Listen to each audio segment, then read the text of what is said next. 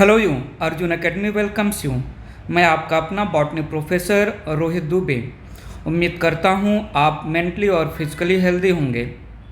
सो सुनिए, समझिए और याद ही रखिए।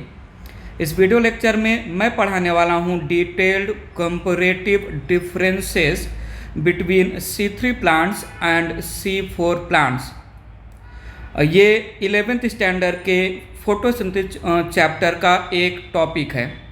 एनसीईआरटी में पेज नंबर 221 पर एक कॉलम के फॉर्म में, एक ब्लैंक कॉलम के फॉर्म में ये टॉपिक मेंशन है, जहां पर फिल इन द ब्लैंक के फॉर्म में C3 और C4 प्लांट के बीच में डिफरेंसेस पूछा गया है।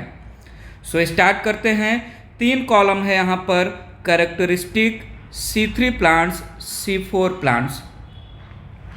पहला कैरेक्टर लिया मैंने, cell type in which the Calvin cycle takes place. Calvin cycle, it is main cycle through which carbon dioxide reduced in the form of glucose. Calvin cycle can also be called as dark reaction. It can be also called as biosynthetic reaction. Dark reaction और biosynthetic reaction photosynthesis का एक phase है जिसमें glucose का formation होता है by the reduction of carbon dioxide, और the cycle through which carbon dioxide reduced in the form of glucose, that cycle, that main cycle is called Calvin cycle.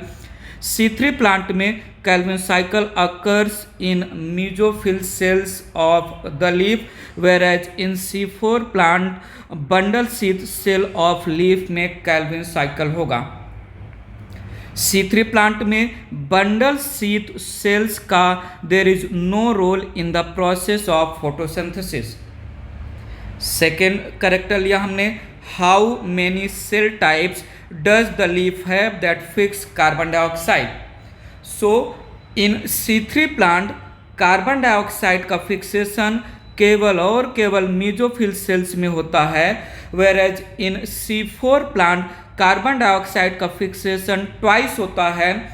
First carbon dioxide का fixation mesophyll cell में होगा और second carbon dioxide का fixation bundle sheath cell में होगा। So carbon dioxide का fixation C4 plant में 2 sales में होंगे, एक मेसोफिल सेल और एक bundle sheath cell. Mesophyll cell में फॉस्फोइनॉल पायरुविक एसिड वो CO2 को के साथ कंबाइन करके ऑक्जेलोएसिटिक एसिड के फॉर्म में कार्बन डाइऑक्साइड फिक्स हो जाएगा, और in bundle sheath cell RuBp ribulose 1,5 bisphosphate या बाइफॉस्फेट कार्बन डाइऑक्साइड के साथ रिएक्ट करके कार्बन डाइऑक्साइड फिक्स हो जाएगा 2 मॉलिक्यूल्स ऑफ 3-फॉस्फोग्लिसरिक एसिड। तीसरा कैरेक्टर लिया मैंने, cell type in which the initial carboxylation reaction occurs. Carboxylation reaction का मतलब हुआ addition of carbon dioxide to the substrate, addition of carbon dioxide with the raw material. So C3 plant में carbon dioxide का initial fixation होगा mesophyll cell में, और in the bundle sheath in the C4 plant carbon dioxide का fixation ये भी होगा in the mesophyll cell. Carbon dioxide fixation. Fourth character ले रहे हैं, number of carbons in primary CO2 acceptor.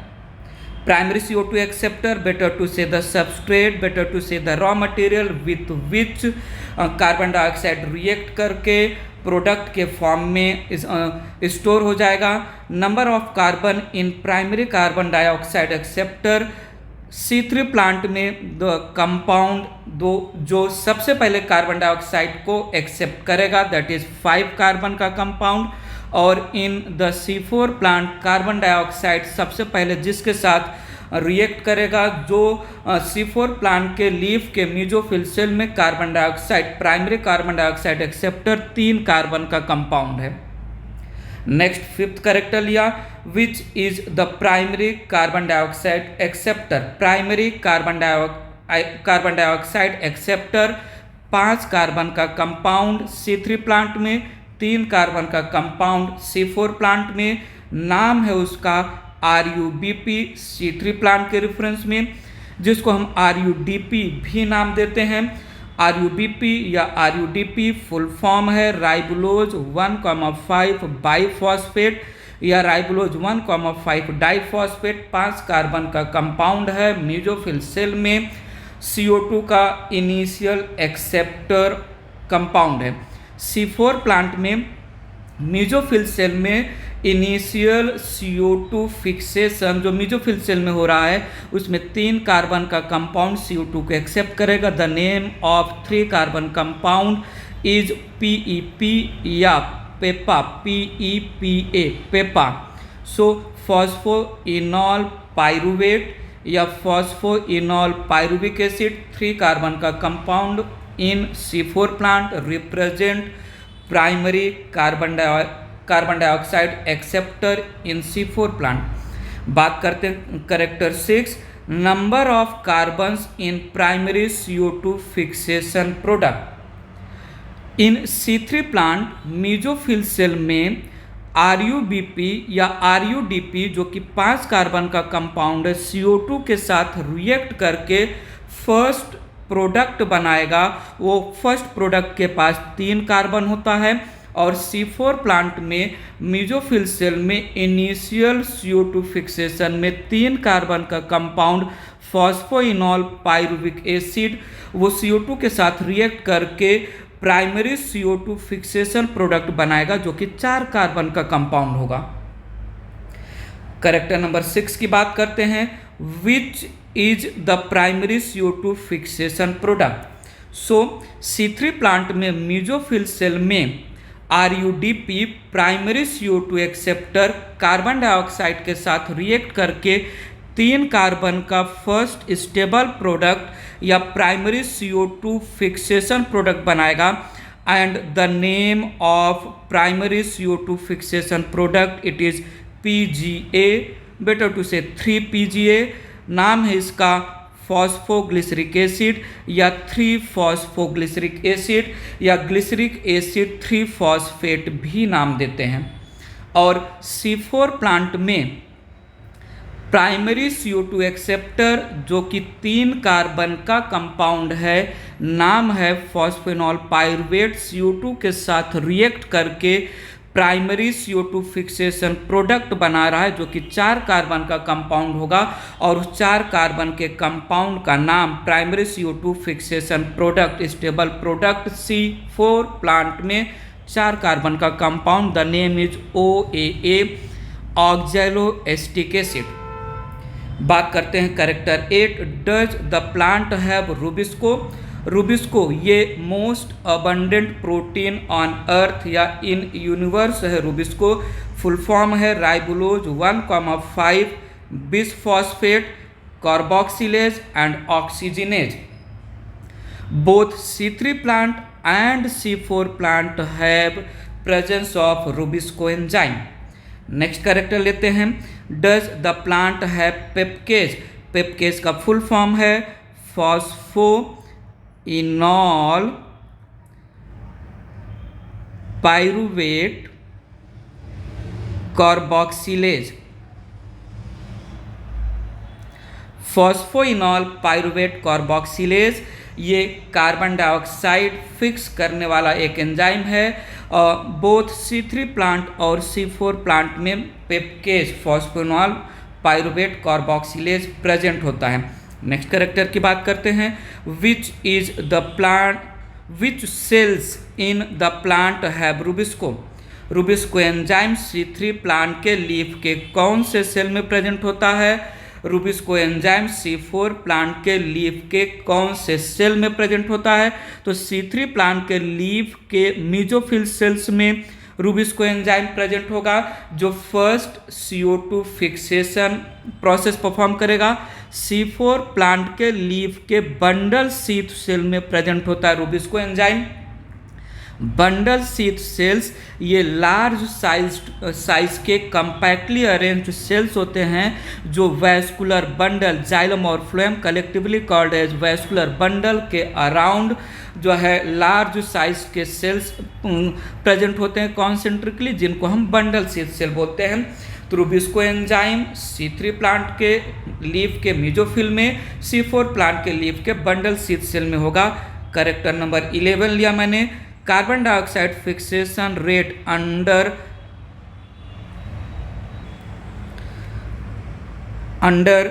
High light condition, carbon dioxide fixation का rate under high light condition C3 plant में medium में rate है और C4 plant में high light condition में high rate of CO2 fixation होगा। Character number 12 की बात करें, whether photo respiration is present at high light intensity.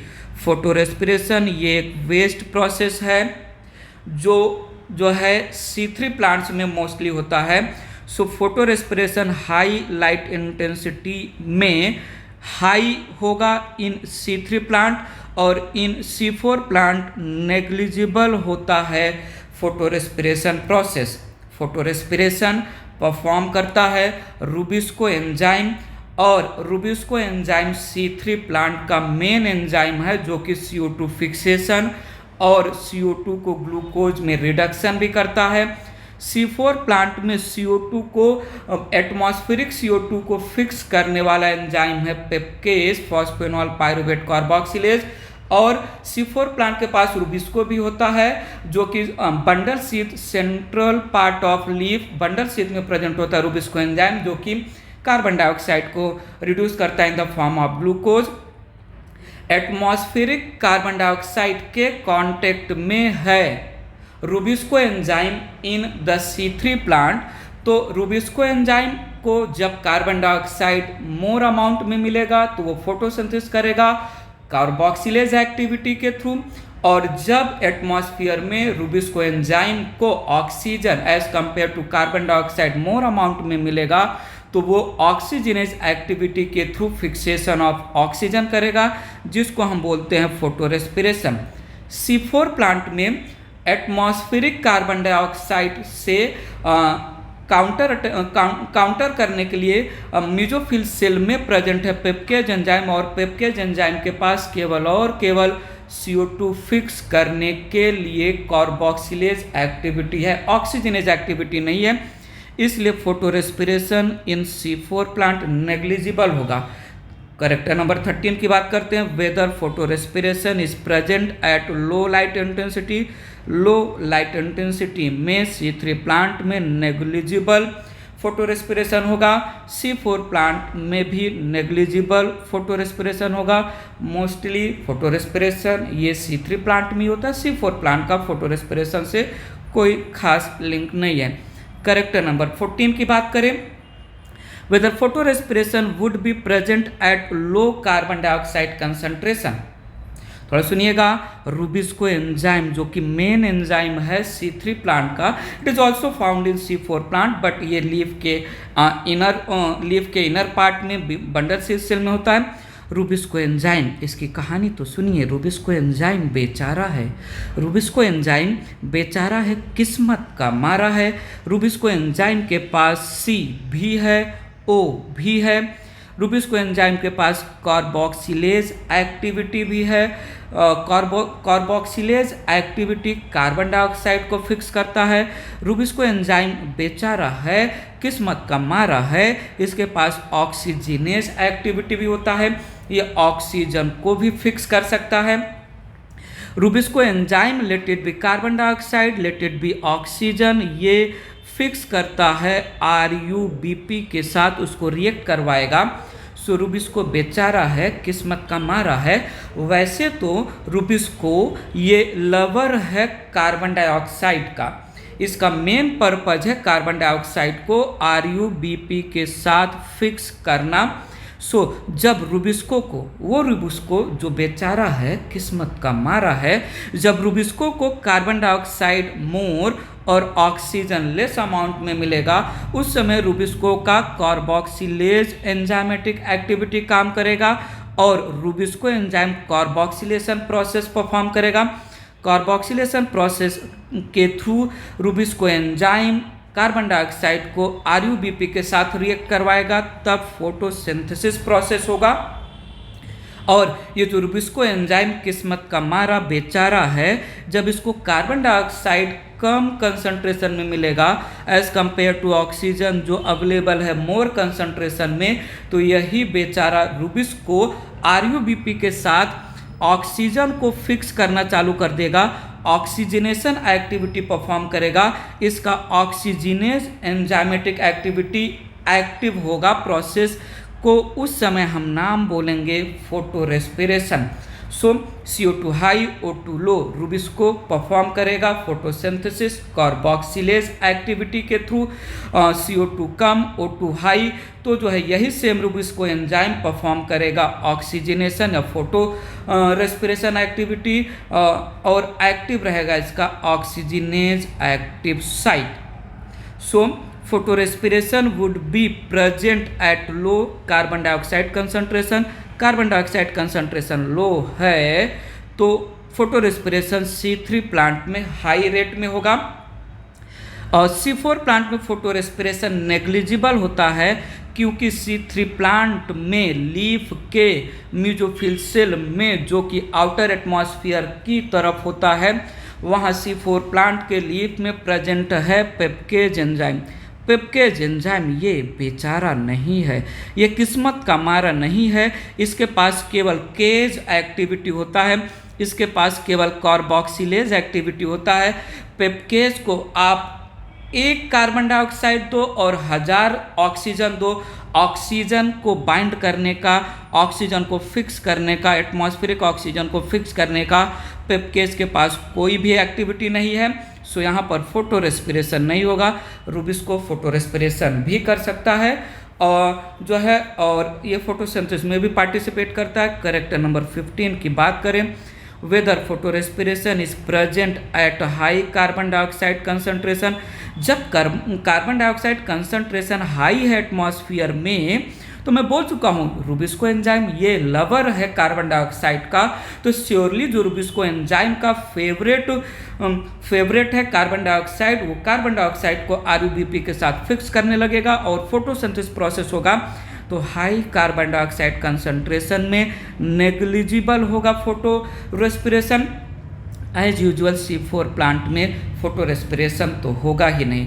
बात करते हैं character number 16, temperature optimum. C3 plant में फोटोसिंथेसिस के लिए ऑप्टिमम टेम्परेचर रेंज करेगा 20 से 25 डिग्री C। C4 प्लांट के लिए फोटोसिंथेसिस का ऑप्टिमम टेम्परेचर रेंज करेगा 30 to 40 degree C। C4 plant ये हाई टेम्परेचर एरिया में ग्रो होते हैं। करेक्टर नंबर 17 की बात करते हैं, CO2 compensation point. CO2 compensation point थोड़ा समझिएगा, ये क्या होता है?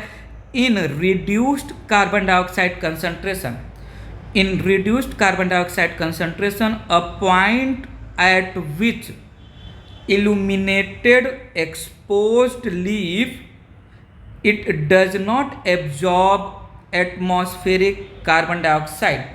कार्बन डाइऑक्साइड का कंसंट्रेशन एटमॉस्फेयर में इतना कम हो चुका है कि अब जो लीफ एक्सपोज है, इल्यूमिनेटेड है, लाइट अच्छे से मिल रहा है, but due to reduced concentration of carbon dioxide leaf CO2 atmospheric CO2 को एब्जॉर्ब नहीं कर रहा है। इस समय इस पॉइंट पर फोटोसिंथेसिस में CO2 का fixation, CO2 fixed during photosynthesis will become equal to CO2 released, CO2 evolved in respiration।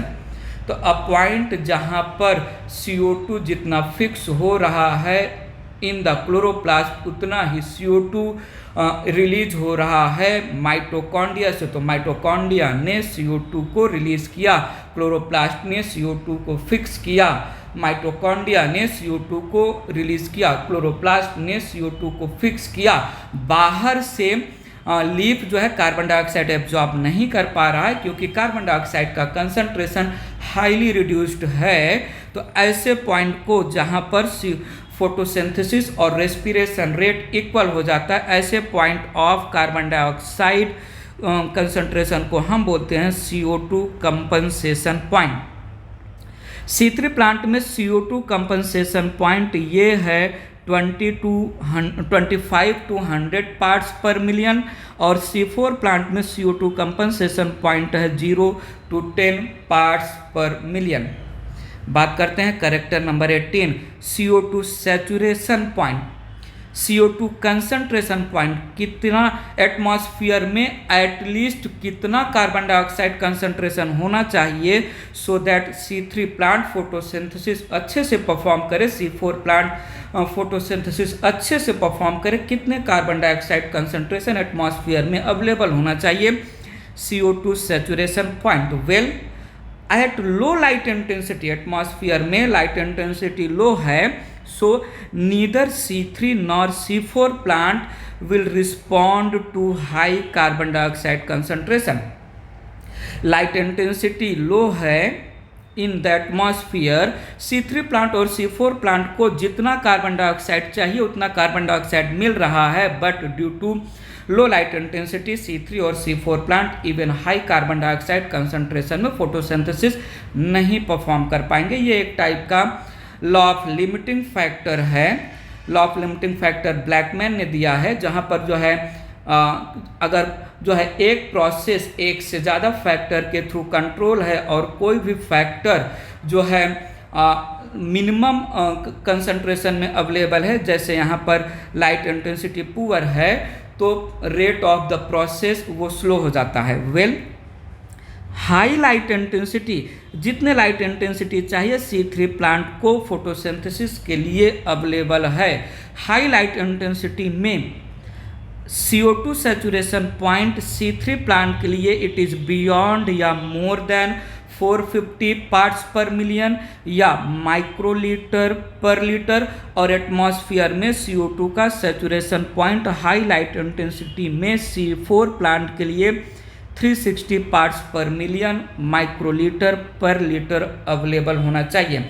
CO2 का डिमांड C3 प्लांट के लिए ज़्यादा है, CO2 थोड़ा कम कंसंट्रेशन में भी अवेलेबल है, तो C4 प्लांट वो फोटोसिंथेसिस परफॉर्म कर सकता है। हम बोल सकते हैं कि atmospheric carbon dioxide it acts as a limiting factor for the C3 plant, as C3 plant require more concentration of the carbon dioxide in the atmosphere। Character number 19 की बात करते हैं, dimorphism of chloroplast. Chloroplast dimorphism, dimorphism मतलब two different morphology of chloroplast. In the C3 plant chloroplast single type का होता है। Throughout mesophyll cell, केवल mesophyll cell में ही क्लोरोप्लास्ट प्रेजेंट होता है, बंडल शीथ सेल में नहीं होता है क्लोरोप्लास्ट C3 प्लांट के लीफ में। सो क्लोरोप्लास्ट केवल एक ही टाइप का प्रेजेंट होगा in the C3 plant. C4 plant में there is two different type of chloroplast. So dimorphism of chloroplast present होता है इन द C4 प्लांट का leaf. Mesophyll cell of C4 plant में जो क्लोरोप्लास्ट होगा वो स्मॉल होगा, ग्रेनम प्रेजेंट होंगे। C4 प्लांट के मीजोफिल सेल के लीफ में थैलाक्वाइड्स वो पाइलअप होंगे, वो जो है स्टैक्ड होंगे in the form of granum, तो ग्रेनल टाइप का क्लोरोप्लास्ट होगा। लाइट रिएक्शन परफॉर्म करेगा chloroplast of mesophyll cell, oxygen release होता है from the chloroplast of mesophyll cell, ATP और NADPH2 का फॉर्मेशन होता है in the chloroplast of mesophyll cell. There is no synthesis of starch, there is no storage of starch occur in mesophyll cell. और जो दूसरे type का structurally different chloroplast है C4 plant के लीफ में, वो प्रेजेंट होता है बंडल शीथ के सेल में। बंडल शीथ के सेल में क्लोरोप्लास्ट साइज में लार्ज होगा। Thylakoids they are scattered in the form of stroma lamellae. Thylakoids ये ग्रेनम के फॉर्म में नहीं प्रेजेंट होगा, तो बंडल शीथ के सेल में क्लोरोप्लास्ट अग्रेनल होता है। क्लोरोप्लास्ट ऑफ बंडल शीथ से ऑक्सीजन एवोल्यूशन ऑक्सीजन रिलीज नहीं होगा और in the bundle sheath cell of the C4 plant का लीफ केवल और केवल सिर्फ केवल ATP का फॉर्मेशन होगा, NADPH2 का फॉर्मेशन बंडल शीथ के क्लोरोप्लास्ट में नहीं होगा। और बंडल शीथ के क्लोरोप्लास्ट में स्टार्च का सिंथेसिस होगा, स्टार्च का फॉर्मेशन होगा। सो ग्रेनल टाइप का क्लोरोप्लास्ट मेसोफिल में, अग्रेनल टाइप का क्लोरोप्लास्ट बंडल शीथ में क्लोरोप्लास्ट का डाइमॉर्फिज्म है। एग्जाम्पल्स की बात करें तो C3 plant 94% of total plants, जिसमें algae, bryophyta, pteridophyta, gymnosperm, angiosperm, most all the type of plant C3 plant बोले जा सकते हैं। कुछ एग्जाम्पल ले सकते हैं जैसे rice, oat, barley, wheat, groundnut, cotton, sugar beet, tobacco, spinach, lawn grass, tomato, onion, etc. These plant represent C3 plant. C3 plant, they are mostly dicots. Dicot plant, they are mostly C3 plant. Whereas C4 plant को याद करने का एक simple trick है, एक simple mnemonics है, MAPS, MAPS, MAPS, MAPS। M से मैंने मेज लिया, A से एट्रिप्लेक्स, A से एमरेंथस, P से पेनिसेटम, S से सल्सोला, S से शुगर केन ये मोस्ट प्रोडक्टिव C4 प्लांट है। S से सोरघम भी है। और कुछ एडिशनल एग्जाम्पल की बात करें तो साइपेरस और डिजिटेरिया भी C4 प्लांट रिप्रेजेंट करता है। C4 plant they are mostly monocots. So यहाँ पर differences between C3 and C4 plant together with examples complete हुआ। कुछ एक्स्ट्रा पॉइंट्स की बात करते हैं, कुछ एक्स्ट्रास की बात करते हैं। सो C4 प्लांट और C3 प्लांट में केवल और केवल C3 साइकिल होता है, whereas C4 प्लांट में C4 cycle as well as C3 cycle दोनों होता है। याद रखिएगा C3 साइकिल मेन साइकिल है जिसके थ्रू CO2 रिड्यूस होता है in the form of glucose, whereas C4 plant केवल और केवल कार्बन डाइऑक्साइड को फिक्स करता है। C4 साइकिल का कार्बन डाइऑक्साइड के रिडक्शन में कोई रोल नहीं होता है। तो C4 प्लांट में एटमॉस्फेरिक कार्बन डाइऑक्साइड को C4 साइकिल के थ्रू मेसोफिल सेल में जो है स्टोर कर लिया जाता है और बाद में बंडल शीथ सेल में C3 साइकिल होता है C4 प्लांट के लीफ में, जहां पर इस फिक्स्ड कार्बन डाइऑक्साइड रिलीज करवा के रिड्यूस कर लेते हैं। तो इन C4 प्लांट मेसोफिल सेल में केवल और केवल कार्बन डाइऑक्साइड फिक्सेशन होगा, बंडल शीथ सेल में कार्बन डाइऑक्साइड का रिडक्शन होगा in the form of glucose. इसलिए मेसोफिल सेल में स्टार्च या ग्लूकोज नहीं बनता है C4 प्लांट में, और बंडल शीथ सेल में बनता है, स्टोर होता है स्टार्च या ग्लूकोज C4 प्लांट के। C3 साइकिल का कुछ और भी नेम है, जैसे PCR photosynthetic carbon reduction cycle भी हम नाम देते हैं C3 साइकिल को। C4 साइकिल को हम कोऑपरेटिव साइकिल नाम देते हैं, क्योंकि C4 cycle in the cooperation of C3 cycle C4 plant के लिए फोटोसिंथेसिस में सपोर्ट कर रहा है, इसलिए कोऑपरेटिव साइकिल। C4 साइकिल को dicarboxylic acid DCA cycle भी नाम देते हैं। इसको हम कार्बन डाइऑक्साइड कंसंट्रेटिंग मैकेनिज्म भी नाम देते हैं, क्योंकि C4 साइकिल जो मेसोफिल सेल में हो रहा है, मेसोफिल सेल में पेप्केज एंजाइम एटमॉस्फेरिक कार्बन डाइऑक्साइड को जो है ऑक्जेलोएसिटिक एसिड के फॉर्म में स्टोर कर लेगा, और ये ऑक्जेलोएसिटिक एसिड बाद में रिड्यूस हो जाता है मैलिक एसिड में। मैलिक एसिड वो बंडल शीथ सेल में जाकर डिकार्बोक्सिलेशन करके बंडल शीथ में प्रेजेंट रूबिस्को एंजाइम के लिए कार्बन डाइऑक्साइड के रिक्वायर्ड कंसंट्रेशन को जो है प्रोवाइड करता है। इसलिए C4 साइकिल को हम कार्बन डाइऑक्साइड कंसंट्रेटिंग मैकेनिज्म भी नाम दे सकते हैं। C3 प्लांट केवल और केवल C3 साइकिल परफॉर्म करता है। C3 प्लांट C3 साइकिल के थ्रू CO2 एटमॉस्फेरिक CO2 को फिक्स भी करता है और ग्लूकोज में रिड्यूस भी करता है। C4 प्लांट में both C4 and C3 cycle होता है। C4 साइकिल के थ्रू C4 प्लांट वो एटमॉस्फेरिक कार्बन डाइऑक्साइड को केवल फिक्स करेगा इन the form of oxaloacetic acid और बाद में बंडल शीथ सेल में C3 प्लांट के थ्रू रुबिस्को एंजाइम के सपोर्ट में कार्बन डाइऑक्साइड को फिक्स्ड कार्बन डाइऑक्साइड को ग्लूकोज में स्टोर कर लेंगे। बात करें C3 cycle, it is discovered by scientist Calvin and Benson. Calvin ने C3 साइकिल को यूनिसेलुलर ग्रीन एल्गी क्लोरेला और सेनेडेस्मस दोनों यूनिसेलुलर ग्रीन एल्गी हैं। कैल्विन ने क्लोरेला और सेनेडेस्मस को यूज़ किया एज एक्सपेरिमेंटल मटेरियल। इनको प्रोवाइड किया radio isotope of carbon dioxide C14 और the pathway of radio isotope carbon 14 कहाँ पर फिक्स हुआ, कैसे वो ग्लूकोज के फॉर्म में रिड्यूस हुआ, तो उन्होंने डिस्कवर किया। C4 cycle discovered by scientist hatch and slag. बात करें क्रैंज एनाटॉमी, जो साइंटिस्ट क्रैंज ने दिया था। क्रैंज एनाटॉमी लीफ का एक स्पेशल एनाटॉमी है। C3 प्लांट में क्रैंज एनाटॉमी एब्सेंट होता है। C4 प्लांट्स के leaf they show special type of anatomy जिसको हम क्रैंज एनाटॉमी नाम देते हैं। क्रैंज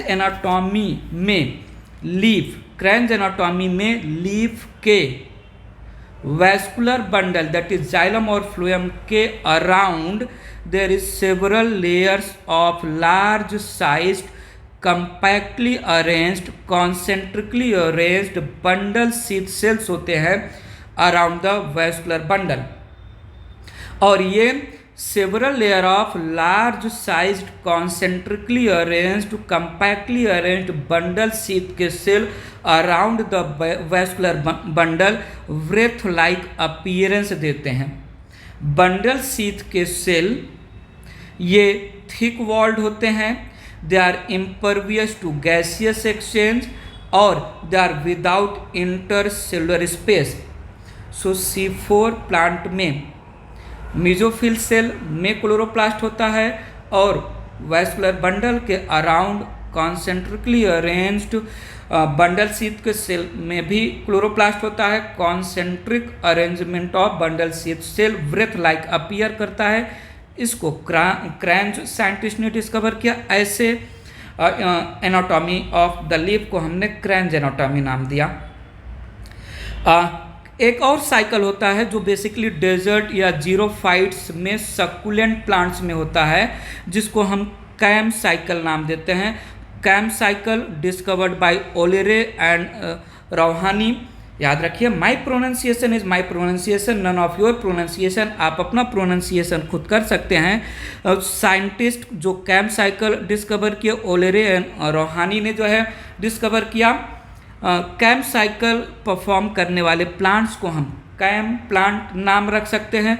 और कैम साइकिल का फुल फॉर्म है crassulacean acid metabolism cycle. CAM cycle ये plants of crassulaceae family perform करेंगे। जीरोफाइट्स के और सक्कुलेंट प्लांट कैम साइकिल के थ्रू फोटोसिंथेसिस परफॉर्म करते हैं। जीरोफाइट डेजर्ट वाले प्लांट या कैम साइकिल परफॉर्म करने वाले प्लांट का स्टोमाटा फोटो एक्टिव होता है। दो टाइप का स्टोमाटा होता है, एक photo active stomata it opens during day and closed during night. Photo active stomata ये ओपन होगा ड्यूरिंग डे टाइम और क्लोज्ड होगा during night time. I can say photo active stomata ये जो है फोटो एक्टिव स्टोमाटा ये C3 और C4 plants में होता है, क्योंकि C3 और C4 प्लांट्स में डे टाइम पर फोटोसिंथेसिस होता है। कैम प्लांट जीरोफाइट्स प्लांट में थोड़ा समझिएगा, हाई टेम्परेचर है। अगर स्टोमाटा डे टाइम पर ओपन हुआ तो with by the process transpiration water loss होगा जो है डेजर्ट प्लांट में, जीरोफाइट प्लांट में, ये प्लांट के लिए गलत होगा। सो जीरोफाइट प्लांट ने क्या किया, उन्होंने स्टोमाटा को ओपन करना चालू किया नाइट में, और डे टाइम पर वो स्टोमाटा क्लोज करके रखता है। सो जब स्टोमाटा ये ओपन होगा नाइट में और क्लोज्ड रहेगा थ्रू आउट डे, तो ऐसे स्टोमाटा को हम स्कोटोएक्टिव स्टोमाटा नाम देते हैं। और स्कोटोएक्टिव स्टोमाटा जब नाइट में स्टोमाटा ओपन होगा, क्या मैं बोलूँ, तभी लीफ के सेल के लिए atmospheric carbon dioxide through open stomata diffuse हो सकता है। लीफ के सेल के लिए CO2 फिक्सेशन तभी हो सकता है जब स्टोमाटा ओपन हो, और कैम प्लांट में स्टोमाटा ओपन हो रहा है ड्यूरिंग नाइट टाइम। सो कैम साइकिल में नाइट में C4 साइकिल परफॉर्म होगा। C4 साइकिल ये साइटोप्लाज्म में होगा मीजोफिल सेल के, और मीजोफिल सेल के साइटोप्लाज्म में पेप्केज एंजाइम प्रेजेंट है। पेप्केज एंजाइम ये फॉस्फेनॉल पाइरुवेट को रिएक्ट करवाएगा कार्बन डाइऑक्साइड के साथ, और इन द साइटोप्लाज्म पहला प्रोडक्ट बनेगा oxaloacetic acid. Oxaloacetic acid reduce हो जाएगा मैलिक एसिड में, और malic acid throughout night ये स्टोर होता रहेगा वैक्यूल में, मीजोफिल सेल के वैक्यूल में मैलिक एसिड स्टोर होता रहेगा। तो क्या मैं बोलूँ, due to storage of malic acid in the vacuole of mesophyll cell throughout night, acidic concentration increase हो रहा है मीजोफिल सेल का। सो इस प्रोसेस को हम बोलते हैं acidification. So through out night stomata जब ओपन है तो पेप्केज केवल और केवल एटमॉस्फेयर में उसको जितना भी कार्बन डाइऑक्साइड मिलेगा उसको वो ऑक्जेलेस्टिक एसिड में फिक्स करता रहेगा। ऑक्जेलेस्टिक एसिड बाद में मैलिक एसिड के फॉर्म में रिड्यूस होके वैक्यूल में स्टोर होता रहेगा। अब आया दिन। सो ड्यूरिंग डे जो स्टोर्ड मैलिक एसिड है वैक्यूल में वो बाहर आएगा। मैलिक एसिड का होगा डिकार्बोक्सिलेशन, कार्बन डाइऑक्साइड रिलीज कर लेंगे।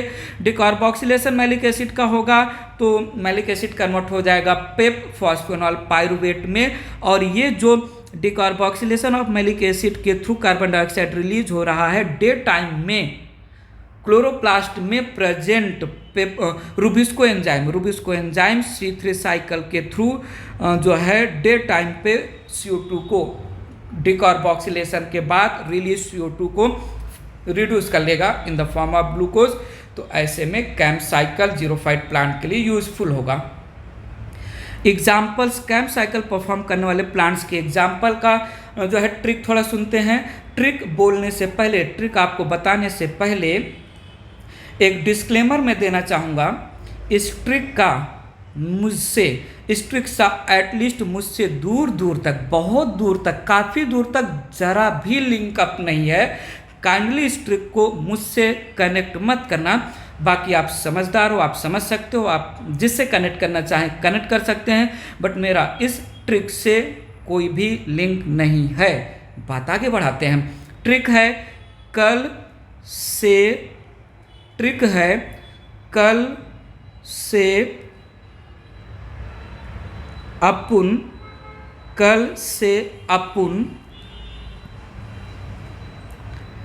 से अपुन यूं ही और बियर पीने लगेगा। कल से अपुन यूं ही और बियर पीने लगेगा। तो कल से मैंने जो है कैलंको लिया, से मैंने कनेक्ट किया सेडम प्लांट, अपुन से अपुन्सिया प्लांट, यूं ही यू से हो गया यूफोर्बिया प्लांट, और का ए से मैंने एलोवेरा और अगेव दो एग्जाम्पल लिया यहाँ पर। बियर को मैंने कनेक्ट किया ब्रायोफाइलम प्लांट से, और पीने को मैंने कनेक्ट किया पाइनएप्पल। कल से अपुन यूं ही और बियर पीने लगेगा। So kalanchoe sedum opuntia euphorbia agave bryophyllum pineapple, कल से बियर पीने लगेगा ये फ्यूचर की बात है, तो लगेगा का कोई मीनिंग नहीं है। So this was all about differences between C3 plant and C4 plant and extra point। इस वीडियो लेक्चर में इतना ही।